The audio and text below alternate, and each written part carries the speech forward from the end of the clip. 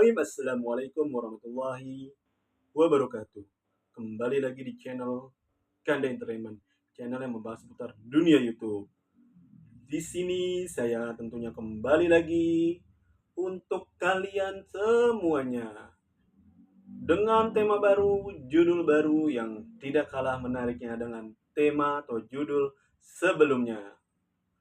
Sebelum lanjut ke pembahasan, yuk untuk kalian semuanya saja yang belum subscribe channel ini, yuk segera di-subscribe ya teman-teman. Karena subscribe itu gratis teman-teman, tidak dipungut biaya sepeser pun. Ya, mudah saja, tinggal klik tombol subscribe yang ada di channel saya ya. Klik saja, langsung di-subscribe ya. Dan juga jangan lupa untuk selalu senantiasa menyalakan lonceng notifikasinya agar tidak ketinggalan konten-konten menarik dari channel Kanda Entertainment. Di sini saya akan membawakan tema atau judul yang menarik, yang bagus ya. Tentunya akan mengedukasi kalian ke depannya ya. Judul yang atau tema yang saya akan bawakan pada kali ini ialah 3 alasan utama kenapa konten kreator YouTube bisa jadi profesi yang besar ya. Pasti ada faktor atau penyebabnya dan juga tentunya menjadikan alasan di mana orang-orang ingin berkarir di dunia YouTube, yaitu menjadi YouTuber yang sukses. Nah, apa sih alasan-alasan utamanya? Pasti kalian pada penasaran kan? Yuk kita simak penjelasannya secara rinci dengan sesama. Yuk. 3 alasan utama mengapa konten kreator YouTube bisa menjadi profesi yang besar adalah merupakan potensi penghasilan yang signifikan besar ya dari berbagai sumber ya. Ada yang dari iklan, ada yang dari sponsor, ada juga yang dari endorse ya, dan lain sebagainya ya. Jadi itu bisa mendapatkan penghasilan dari 3 faktor tersebut ya. Itu merupakan potensi penghasilan kita sebagai konten kreator YouTube atau YouTubers untuk mendapatkan gaji di setiap bulannya ya. Selanjutnya yang kedua itu merupakan fleksibilitas dalam menentukan waktu dan tempat kerja ya. Fleksibel ya, fleksibel. Serta yang ketiga itu memudahkan untuk membangun personal branding dan komunitas yang kuat di era digital sekarang ya. Jadi harus membangun personal branding ya di era digital sekarang yang lagi trendingnya di berbagai platform atau di berbagai media sosial ya, terutama di YouTube, bisa di IG, TikTok maupun di Facebook ya. Di sini saya akan membahasnya di YouTube ya. Apa sih 3 alasan utama mengapa konten kreator YouTube bisa menjadi potensi yang sangat besar ya. Yang pertama itu tentunya potensi penghasilan yang besar ya. Ketika kita menjadi konten kreator YouTube, tentunya harus memenuhi persyaratan kelayakan dalam monetisasi. Itu awal mula untuk bisa gajian di setiap bulannya. Nah, ketika kita sudah bisa gajian, otomatis di setiap bulannya kita akan digaji oleh YouTube ya, sesuai nominal pendapatan kita yang ada di konten-konten kita itu berapa saja ya. Ya. Potensi penghasilan sumber itu apa yang telah saya sebutkan tadi, ada yang dari iklan, sponsor maupun endorse, itu merupakan peluang yang sangat besar pendapatannya ya. Kalau di iklan maupun di konten ya, konten YouTube, mau baik itu YouTube Short atau YouTube Long, itu dilihat dari berapa banyak jumlah viewersnya ya, seperti itu.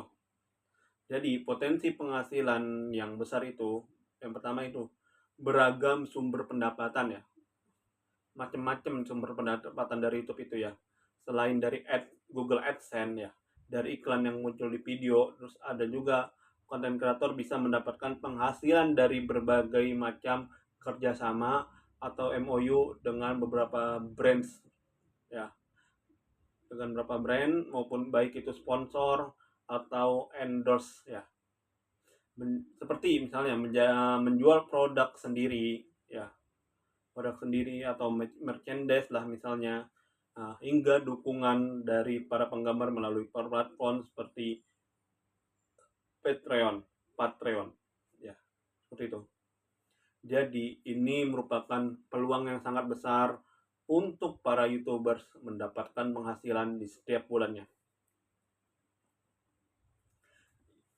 Yang kedua, di nomor 1 ialah kolaborasi bernilai tinggi.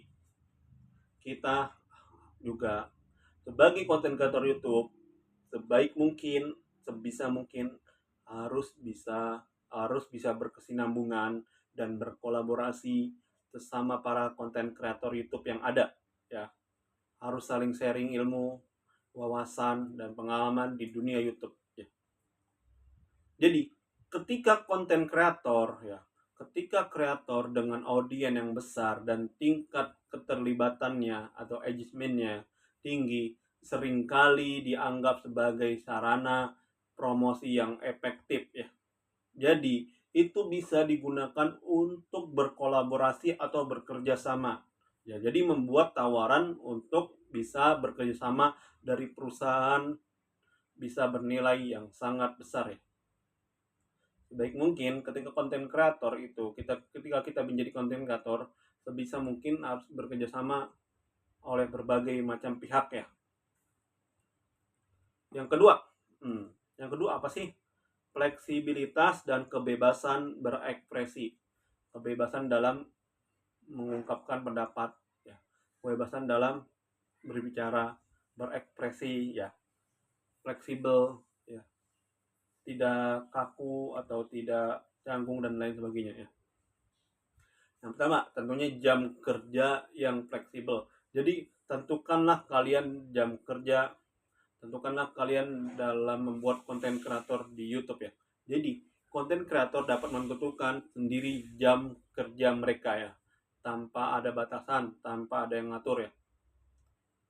Jadi memberi kebebasan pada diri sendiri untuk rutinitas kerja ya. Ketika kita ingin misalnya mengupload video di waktu kapan saja ya, penting kalian harus fleksibel pada tujuan dan target kalian ke depannya untuk bisa menghasilkan output yang jelas ya. Dan ini juga bisa memungkinkan keseimbangan antara kehidupan profesional dan kehidupan pribadi ya. Yang kedua, dari nomor 2 ya, kebebasan berkreasi. Konten kreator memiliki kebebasan untuk memilih jenis-jenis konten, memilih jenis-jenis niche atau topik yang ingin dibuat ya, yang ingin dibuat pokok tujuan utamanya dan gaya penyampaiannya yang estetik ya. Tergantung minat dan keahlian maupun skill para konten kreator ya. Tanpa terlihat oleh aturan, tanpa terlihat oleh macam-macam kebijakan atau hierarki yang kaku seperti di lingkungan kantor atau lingkungan tradisional. Jadi kita harus pintar-pintar bebas dalam berkreasi, bebas dalam berekspresi. Yang ketiga ini yang terakhir ya guys, membangun personal branding dan komunitas ya. Yang pertama dari nomor 3 itu membangun identitas diri. Jadi apa sih harus membangun identitas diri sebagai konten kreator YouTube. Jadi di setiap video yang dibuat membantu membangun personal branding. Membuat konten kreator menjadi legenda, menjadi legend di bidang mereka, di keahlian mereka, di kemampuan mereka, dan secara konsisten mempromosikan diri mereka sendiri ya, untuk terus bertumbuh dan berkembang menjadi konten kreator itu. Yang kedua, interaksi langsung dengan audiens. Platform atau media sosial berupa YouTube ialah